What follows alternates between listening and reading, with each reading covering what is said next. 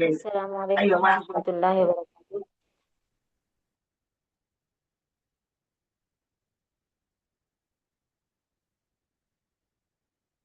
السلام علیکم ورحمۃ اللہ وبرکاتہ. وعلیکم السلام ورحمۃ اللہ وبرکاتہ. خیریت سے ہیں آپ سب؟ جی الحمدللہ. بارکم اللہ حیاکم اللہ. چلیے کوئی ریڈنگ کریں گے.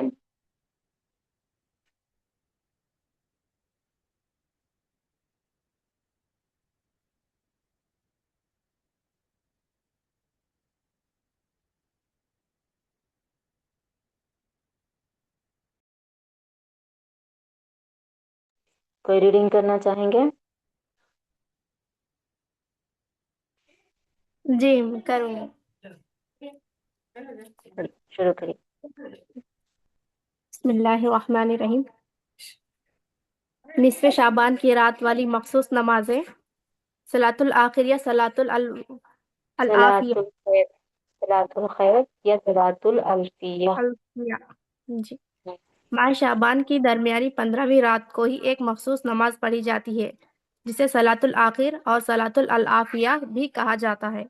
اس کے بارے میں کثیر محدثین اور مجاہدین علماء کی رائے یہ ہے کہ محدثین و مجتہدین محدثین و مجتہدین علماء کے رائے یہ ہے کہ یہ کسی بھی صحیح حدیث سے ثابت نہیں ہے.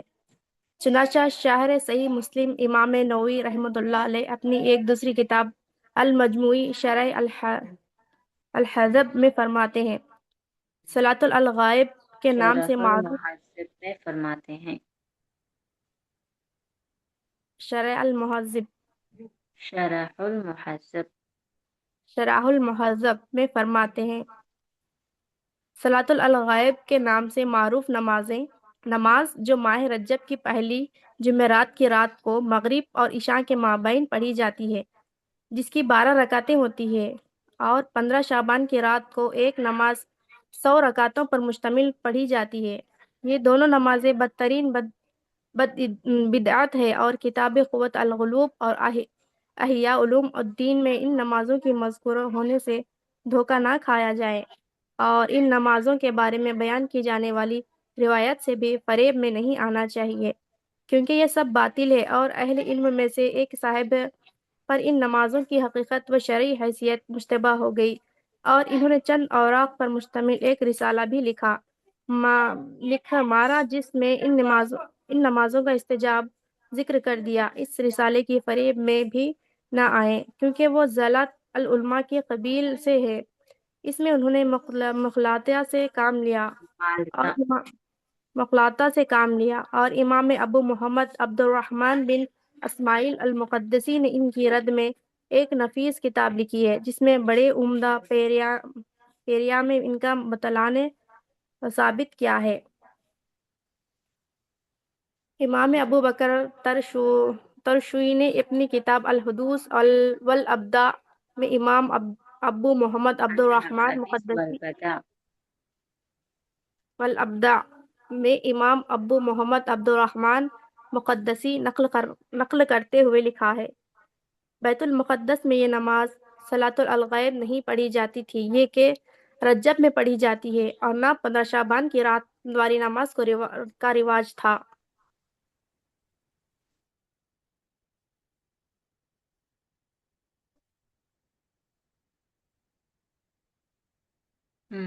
اور یہ شعبان والی نماز تو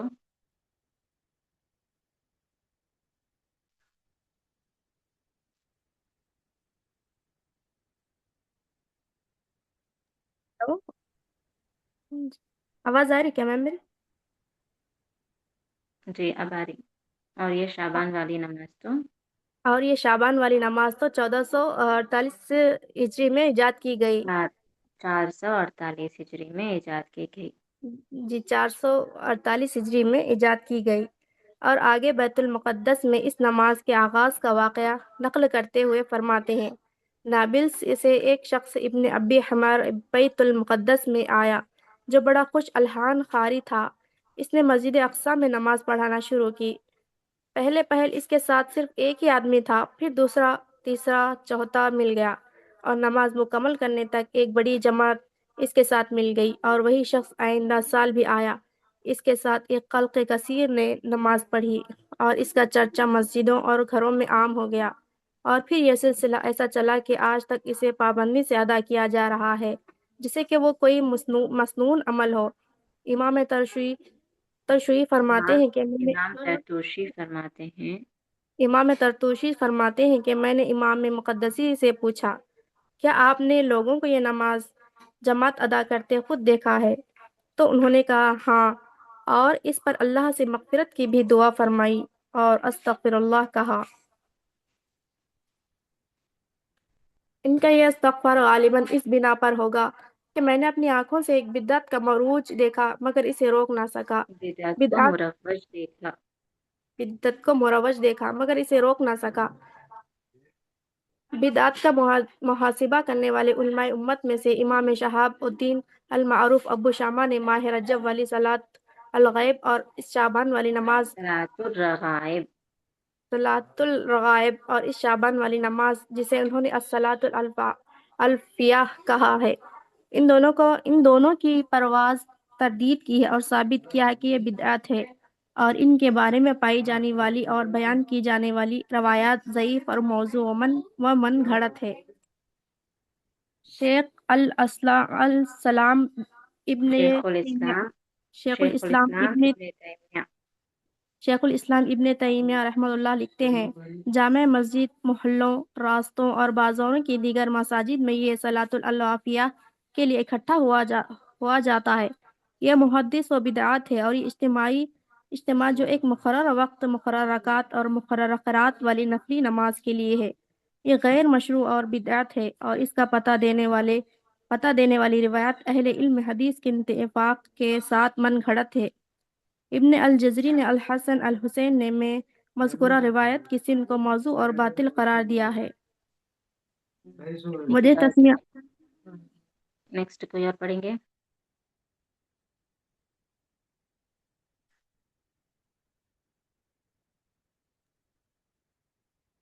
السلام علیکم بجی۔ وعلیکم السلام۔ میں پڑھوں؟ جی پڑھیے۔ وجہ تسمیہ الصلاۃ الفیات۔ الصلاۃ الفیہ یا ہزاری نماز کا نام رکھے جانے کی وجہ دراصل یہ ہے کہ اس کی سورہ 100 رکعتیں پڑھی جاتی ہے، اور ہر رکعت میں 10 مرتبہ قل ھو اللہ احد پڑھی جاتی ہے۔ اس طرح ایک نماز میں 1000 مرتبہ سورہ اخلاص کے پڑھے جانے کی وجہ سے اسے ہزاری نماز کا نام دیا گیا ہے۔ بدعات کے موضوع پر غالباً سب سے پہلے لکھی جانے والی کتاب البدء امام محمد بن وضاح الخطابی رحمۃ اللہ علیہ، جو کہ 3 صدی ہجری کے علماء میں سے ہیں، اس 15 شعبان کے رات کے بارے میں اپنی سند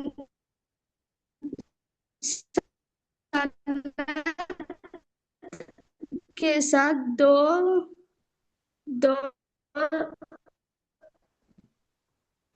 روایتیں لائی ہیں، جن میں سے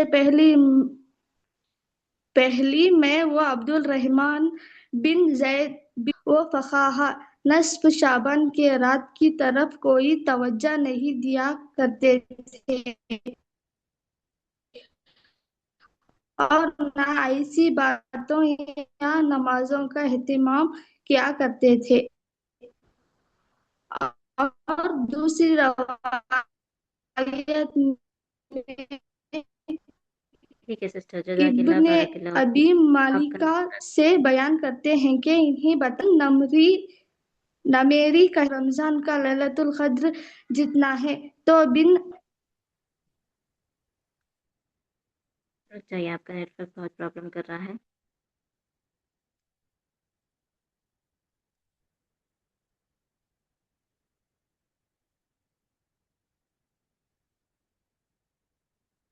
کوئی اور پڑھنا چاہیں گے؟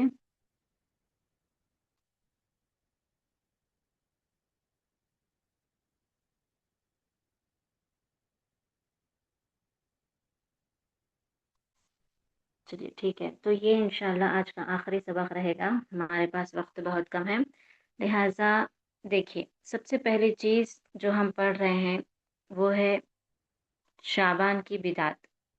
یہ جو شعبان کا مہینہ ہے واقعی میں حرمت والا مہینہ ہے، اللہ تعالیٰ نے اسے حرمت والے مہینوں میں سے بنایا ہے، اور نبی کریم صلی اللہ علیہ وسلم اس میں زیادہ روزے رکھتے تھے، زیادہ نیکیاں کرتے تھے۔ تو اس حساب سے اگر آپ سنت پر عمل کرنا چاہ رہے ہیں تو آپ اس طرح کے روزے رکھ سکتے ہیں جو آپ کا معمول ہے، لیکن اس کے علاوہ جو اس مہینے میں رائج شدہ چیزیں ہیں ان میں سے ہم جو پڑھ رہے تھے آخری چیز ہے نمازیں۔ رات میں قیام کرتے ہیں، نماز پڑھتے ہیں، اجتماع رکھتے ہیں، تمام لوگ جمع ہوتے ہیں، معراج کے وقت پہ صلاۃ الرغائب پڑھتے ہیں، اور شعبان شب برات کے وقت پہ یہ صلاۃ الالفیہ پڑھتے ہیں۔ الفیہ کے مطلب ہوتے ہیں ہزاری نماز۔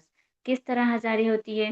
100 رکعتیں اس میں پڑھتے ہیں اور سورۃ الاخلاص کی تعداد کو 1000 مرتبہ کرتے ہیں، اسی لیے یہ نماز کو صلاۃ الالفیہ کہتے ہیں۔ اب اس کا جو وجود ہے، اسے جو دین کا ذریعہ بنایا گیا، دین میں شامل کیا گیا، اس کے بارے میں تمام علماء کرام کا اس پر اتفاق ہے کہ یہ بدعت ہے۔ انہی میں سے ابن ابی ملیکہ نے کہا اگر میں اس سے یہ بات سنتا اور اس وقت میرے ہاتھ میں ڈنڈا ہوتا تو میں اس سے مارتا، جبکہ یہ زیاد اس وقت قاضی کے عہدے پر فائز تھا۔ تو یہ زیاد کی کرامت ہے۔ حافظ عراقی نے تخریج احیاء علوم الدین میں 15 شعبان کی رات والی اس نماز کے بارے میں وارد کی جانے والی روایت کے بارے میں لکھا ہے، نصف شعبان کی رات والی نماز کی حدیث باطل، یعنی خود گڑھ کر نبی اکرم صلی اللہ علیہ وسلم کی طرف منسوب کی گئی ہے۔ امام شوکانی نے من گھڑت حدیثوں کو اپنی ایک کتاب میں جمع کیا ہے، اس میں مذکورہ 100 رکعت والی نماز پر مشتمل روایت کو انہوں نے جعلی و خود ساختہ قرار دیا اور اس کی متعدد اسناد ذکر کر کے ان کے راویوں کے مجہول ہونے کی بنا پر انہیں من گھڑت کہا ہے۔ ان تمام ائمہ کرام نے اس چیز کی طرف پوری طریقے سے، ہر طریقے سے آپ یقین مانیں گے کہ ایک چیز جو ہم تک پہنچتی ہے اس پر عمل کرنے سے پہلے دیکھنا چاہیے کہ کیا یہ صحیح حدیث ہے، کیا یہ نبی کریم صلی اللہ علیہ وسلم تک پہنچتی ہے۔ اور ہم عام انسان ہیں، ہمارے پاس اتنا علم نہیں ہوتا ہے، تو لہٰذا یہ کام ہمارے ائمہ سلف کر چکے ہیں، علماء دین کر چکے ہیں۔ اتنی تحقیق کریں کہ آپ کے پاس کیا صحیح ہے کیا غلط ہے، پورا حلوے کی طرح تیار ملا ہوا ہے، آپ کو اب اس میں کوئی محنت کرنے کی ضرورت نہیں، سب کچھ بتا دیا گیا کہ یہ ساری چیزیں کون سی صحیح ہیں اور کون سی غلط ہے، سمجھ رہے ہیں؟ تو لہٰذا انہی چیزوں کے بارے میں یہاں پر دلائل ذکر کر رہے ہیں۔ اب دیکھیے اس کے بعد احادیث نصف شعبان، شب برات کے اوپر کیا احادیث ملتی ہیں اور اس کے بارے میں کیا چیز صحیح ہے اور غلط ہے۔ صاحب کتاب لکھتے ہیں کہ ہم نے 15 شعبان کے بارے میں تفصیلات ذکر کر دی ہیں کہ کیا ہونا چاہیے مگر کیا ہو رہا۔ اب ان ایام سے تعلق رکھنے والی صرف ایک چیز رہ گئی ہے اور وہ ہے نصف شعبان کے بارے میں پائی جانے والی بعض دیگر احادیث یا روایات شب برات اور ان کی تحقیق۔ نصف شعبان یعنی 15 شعبان، جس دن شب برات کے نام سے منائی جاتی ہے۔ چنانچہ ہم یہاں تفصیلات سے قطع نظر آپ کے سامنے ماہ شعبان سے متعلقہ صرف 10 احادیث کی استنادی حیثیت مختصر انداز سے پیش کر رہے ہیں تاکہ ماہ شعبان کے بارے میں یہ موضوع آپ کے سامنے کسی حد تک مکمل شکل میں آ جائے۔ پہلی حدیث ان احادیث میں سے پہلی حدیث حضرت معاذ بن جبل رضی اللہ عنہ سے السنہ ابن ابی عاصم، صحیح ابن حبان، شعب الایمان بیہقی، تاریخ ابن عساکر اور معجم کبیر و اوسط طبرانی میں مرفوعاً مروی ہے، جس میں ہے کہ اللہ تبارک و تعالیٰ 15 شعبان کی رات اپنی مخلوق کی طرف دیکھتا ہے اور مشرکوں کی ناپرور کے سوا سب کو بخش دیتا ہے۔ یہ حدیث بڑی مشہور ہوتی ہے جو نصف شعبان شب برات منانے والے لوگوں میں کہ وہ لوگ بڑھ چڑھ کر اس حدیث کی فضیلتیں بیان کرتے ہیں۔ تو اس حدیث کے بارے میں لکھتے ہیں کہ علامہ حسمی رحمہ اللہ نے مجموع الزوائد میں طبرانی کی روایت کے بارے میں کہا ہے کہ ان دونوں کے اسناد کے راوی ثقہ ہیں۔ علامہ ذہبی نے حدیث معاذ رضی اللہ عنہ کی سند میں انقطاع واضح کرتے ہوئے لکھا ہے، مکحول مالک بن یخامر سے ملے ہی نہیں تو اس سے بیان کیسے کر رہے ہیں؟ شیخ البانی کہتے ہیں کہ اگر یہ بات نہ ہوتی تو اس کی سند حسن تھی، کیونکہ اس کے تمام راوی بقول امام منذری ثقہ ہیں۔ حدیث جاننے کا ایک تسلسل ہوتا ہے، ایک سلسلہ ہوتا ہے، ایک چین ہوتی ہے کہ فلاں نے فلاں سے فلاں نے فلاں سے فلاں سے فلاں سے فلاں سے لی، سنی، ان کو دیکھا، ان سے ملاقات کی، جو کہ نبی تک پہنچے۔ اس میں صحابی ہوتے ہیں، تابعی ہوتے ہیں، تبع تابعی ہوتے ہیں۔ جب یہ سارا سلسلہ صحیح ہوتا ہے تب جا کے اس حدیث کو صحیح قرار دیا جاتا ہے۔ اگر اس میں سے کوئی ایسا راوی ہے جس سے یہ بات لی گئی جس کے ماننے پر جھوٹ ہے، جو ایک عام انسان ہے، اس نے کبھی کسی بڑے عالم دین سے علم سیکھا ہی نہیں، تو ایسی صورت میں اس کی بات کا اطلاق کر سکتے، اس کی بات کو صحیح سمجھ سکتے؟ نہیں سمجھ سکتے۔ تو انہی تمام چیزوں کو دیکھتے ہوئے احادیث کی سند کو صحیح یا غلط کا فیصلہ کیا جاتا ہے۔ تو لہٰذا یہ جو حدیث ہے وہ ضعیف ہے، صحیح نہیں ہے۔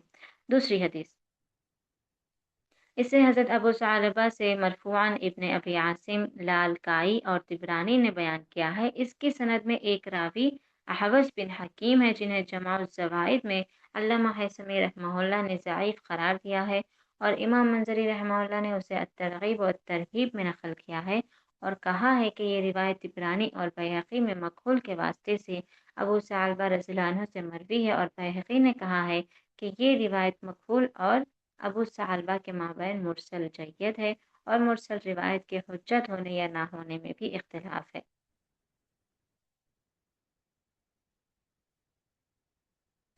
تو یہاں پر تمام علماء کرام جس سے یہ حدیث روایت کی گئی ہے ان کے بارے میں بتا رہے ہیں کہ کیا مرسل ہے، کیا صحیح ہے، کہاں سے یہ نقل کی گئی ہے، کس طرح سے اس سند کو صحیح یا حسن یا قابل قبول قرار دیا جا سکتا ہے۔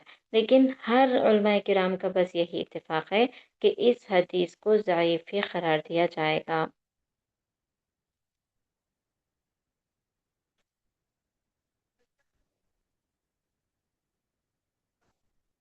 اس کے بعد ایک اور حدیث کے بارے میں بتایا جاتا ہے کہ عائشہ رضی اللہ عنہا سے ترمذی، ابن ماجہ اور مسند احمد میں مرفوعاً مروی ہے، جس میں ہے، بے شک اللہ تعالیٰ نصف شعبان کی رات آسمان دنیا پر نزول فرماتا ہے اور بنی کلب کی بکریوں کے بالوں سے زیادہ گناہ گاروں کو معاف کرتا ہے۔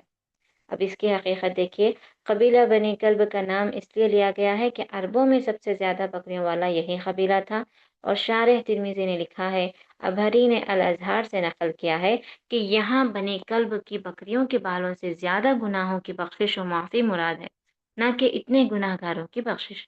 بہرحال گناہ گاروں کی بخشش مراد ہو یا گناہوں کی، اللہ کے خزانوں میں کسی کے لیے بھی کمی نہیں ہے۔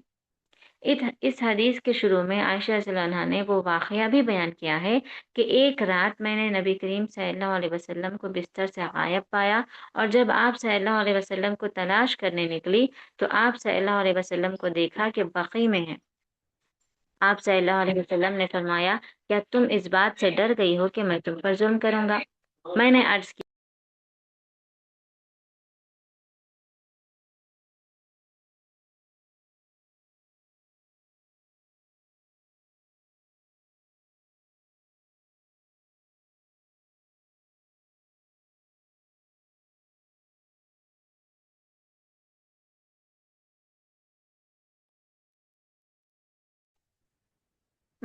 کیا، اے اللہ کے رسول صلی اللہ علیہ وسلم، میں تو یہی سمجھ رہی تھی کہ آپ شاید کسی دوسری اہلیہ کے ہاں چلے گئے ہیں۔ تب نبی کریم صلی اللہ علیہ وسلم نے مذکورہ الفاظ بھی فرمائے، لیکن اس روایت کے بعد خود امام ترمذی نے کہا ہے کہ میں نے امام بخاری رحمہ اللہ کو سنا ہے کہ وہ اس روایت کو ضعیف قرار دیتے ہیں، اور آگے اس کی سند میں پائے جانے والے دو جگہ کا انقطاع کو بیان کیا ہے کہ حجاج اور یحییٰ، پھر یحییٰ اور عروہ کے مابین انقطاع ہے کہ یحییٰ نے عروہ سے نہیں سنا۔ امام بخاری رحمہ اللہ کا کہنا ہے کہ حجاج نے یحییٰ سے نہیں سنا، جبکہ اس روایت کی سند کے ایک راوی حجاج بن ارطا کو بھی محدثین نے مدلس قرار دیا ہے، اور مدلس کی صرف وہ روایت قابل قبول ہوتی ہے جس میں وہ یہ کہے کہ میں نے یہ بات فلاں سے سنی یا اس نے مجھ سے بیان کی ہے، جبکہ اس روایت میں ایسا نہیں بلکہ حجاج نے عنعنہ سے کام لیا ہے جس سے ان کے سما کی صراحت نہیں ہوتی۔ یہ حدیث کے بارے میں اس سے پہلے بھی صاحب کتاب نے بتا دیا ہے کہ یہ چیز صحیح نہیں ہے، لہٰذا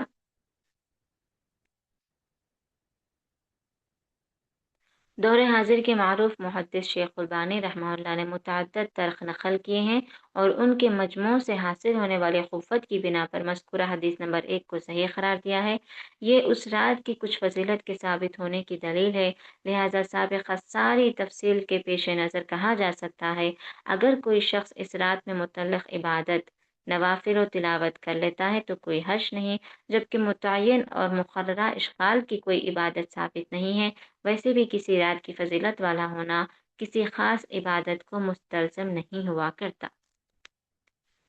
اللہم لک الحمد۔ تو اس کے ساتھ یہ کتاب ختم ہوتی ہے۔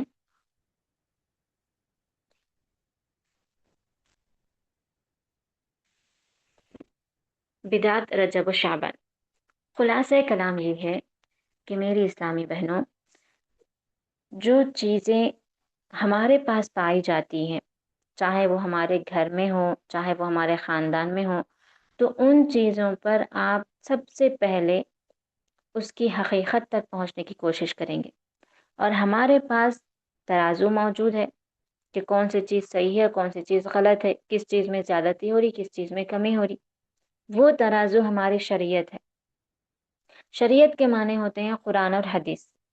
قرآن مکمل ہے، جس کے ایک بھی حرف میں غلطی ہونے کا کوئی شک و شبہ نہیں۔ جو انسان اس کا عقیدہ رکھتا ہے، نعوذ باللہ من ذالک، وہ مسلمان ہو ہی نہیں سکتا، کیونکہ اللہ نے خود فرما دیا الیوم اکملت لکم دینکم واتممت علیکم نعمتی ورضیت لکم الاسلام دینا۔ آج میں نے اپنے دین کو مکمل کر دیا ہے، دین مکمل ہو چکا ہے، اب اس میں کسی بھی کمی بیشی کی ضرورت نہیں ہے۔ اور دین کس کے ذریعے سے مکمل ہوا؟ نبی کریم صلی اللہ علیہ وسلم کے ذریعے سے۔ اللہ تعالیٰ کے آپ پیغمبر ہیں، اللہ کے نبی ہیں، رسول ہیں، جنہوں نے اپنے امت تک تمام احکامات کو کما حقہ پہنچا دیا۔ جب ہمیں اس بات پر یقین ہے، پورا بھروسہ ہے، تو پھر کسی بھی چیز کو دین کا نام دے کر اگر آپ کے سامنے پیش کیا جا رہا تو آپ کا کام کیا بنے گا؟ کیا کریں گے آپ سب سے پہلے؟ آپ دیکھیں گے کہ کیا یہ قرآن و حدیث سے ثابت ہے، کیا اس پر نبی کریم صلی اللہ علیہ وسلم کا عمل ہے۔ جیسے جتنی بھی چیزیں آپ پڑھیں، رجب سے لے کے شعبان تک جو جو چیزیں یہاں پر کی جاتی ہیں، ان تمام چیزوں میں کیا نبی کریم صلی اللہ علیہ وسلم سے یہ چیزیں ثابت ہے؟ کوئی حدیث آپ کو ملی کہ ہاں نبی نے اس طرح سے کیے ہیں؟ ماہ رجب کے روزے، صلاۃ الرغائب والی نماز، جشن معراج، معراج کی رات میں جشن منانا، اور یہ جو رجب کے کنڈے وغیرہ ہوتے ہیں، یہ چیز کوئی بھی چیز نبی سے ثابت ہے؟ نہیں ہے۔ تو جو چیز نبی سے ثابت ہی نہیں ہے، اس چیز پر آپ اگر عمل کریں گے تو آپ کو نیکیاں ملیں گے کہ گناہ ملے گا؟ پھر گناہ۔ ماہ شعبان میں بھی کثرت سے روزے رکھے جاتے ہیں۔ نصف شعبان کو بڑی دھوم دھام سے منایا جاتا ہے، دن میں روزہ رکھتے، رات کو جلسے کرتے، رات بھر جاگتے، عبادت کرتے اور نئی قسم کی نماز پڑھتے۔ یہاں تک کہ جو خاص رات ہے، جو بڑی بابرکت رات ہے، جو اتنی فضیلت کی حامل ہے کہ اللہ تعالیٰ نے اس کا ذکر قرآن میں کر دیا، نبی کو بتا دیا، یہاں تک کہ جبریل بھی اس رات نازل ہوتے ہیں۔ ویسی رات کا کیا خاص عمل ہے بتائیے؟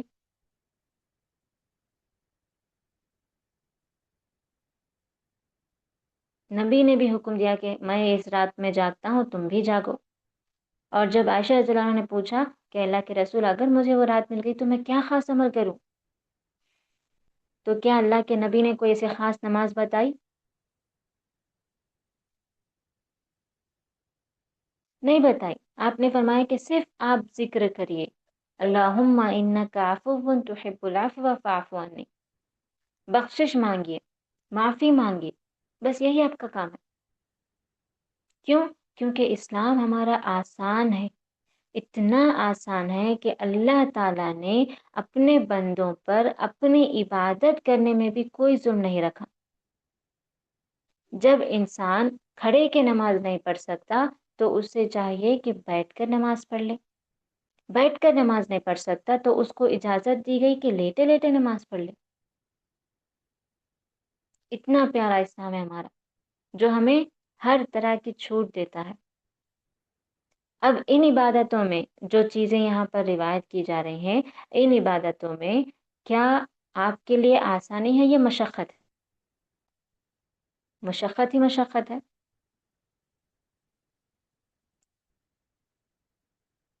100 رکعت پڑھیے، 1000 بار یہ تسبیح پڑھیے، 12 رکعت پڑھیے، پھر اس پر سے اگر کسی کے پاس پیسے نہیں رہا پھر بھی ان کو اس طرح کی یہ عید منانی ہے، حلوے پوری پکانے ہیں.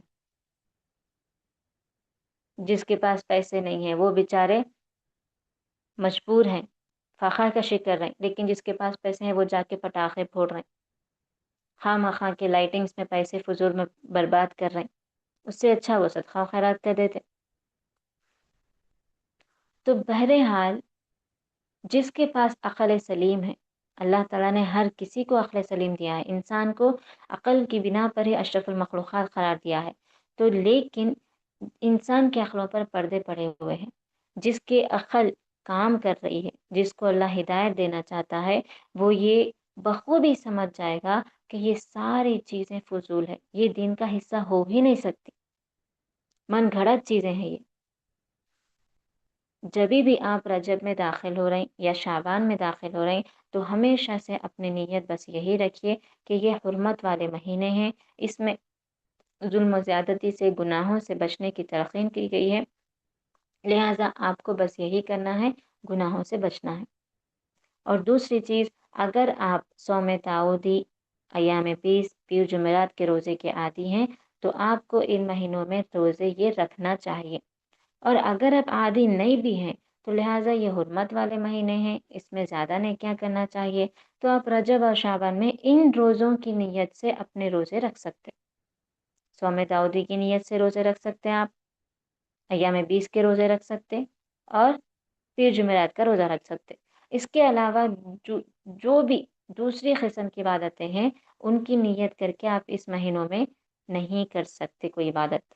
کیوں؟ کیونکہ انما الاعمال بالنیات، تمام اعمال کا دار و مدار کس چیز پر رکھا گیا ہے؟ نیت پر. نیتوں پر. تو بس خلاصہ کلام اتنا ہی ہے کہ یہ تمام چیزیں میں نے آپ کو اسی لیے پڑھائی ہے تاکہ آپ کے ذہن میں بھی رہے کہ آپ نے ایک کتاب پڑھی تھی جس میں تمام چیزوں کے، ساری چیزوں کے، ایک چیز بھی اس میں نہیں چھوٹی، بڑی تفصیل سے دلائل کے ساتھ آپ کے پاس موجود ہے اور آپ اس کو دوسروں کو بتا سکیں. آپ اپنے آپ پر پہلے یقین کر لیں کہ ہاں یہ چیز غلط ہے، تب جا کے آپ دوسروں کو بتا سکتے کہ نہیں، آپ جو کر رہے ہیں وہ غلط ہے. اور دوسری چیز، جو چیز صحیح ہے اس کو اپنائیے، جو غلط ہے اس کے خلاف ہو جائیے، اور اچھے انداز میں اپنے بڑوں کو بھی سمجھانے کی کوشش کریے جو یہ سمجھتے ہیں کہ ہمارے بزرگ کرتے آ رہے ہیں تو ہمیں بھی کرتے رہنا چاہیے. الحمدللہ ماہ رجب اور شعبان کا یہیں پر ختم ہوتا ہے. اللہ تعالیٰ سے دعا ہے کہ اللہ تعالیٰ ہم تمام کو دین کی صحیح سمجھ عطا فرمائے اور ہم تمام کو قرآن و سنت کی ہر طرح سے پیروی کرنے کی توفیق عطا فرمائے، صرف اور صرف قرآن و سنت کی. آمین ثم آمین. تو الحمدللہ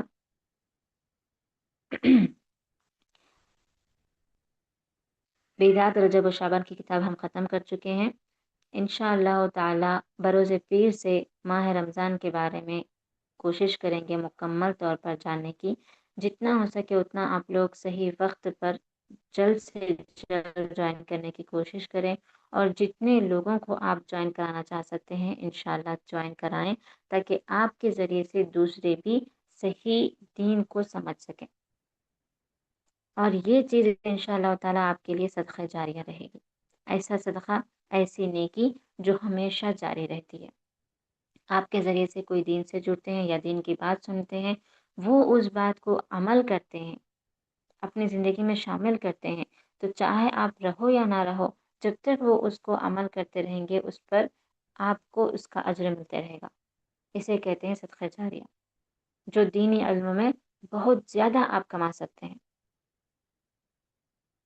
تو گزارش ہے کہ آپ سب ضرور کوشش کریں۔ اسی کے ساتھ آج کی کلاس ختم کرتے ہیں۔ سبحانک اللہم و بحمدک ونشہد ان لا الہ الا انت ونستغفرک ونتوب الیک، والسلام علیکم ورحمۃ اللہ وبرکاتہ۔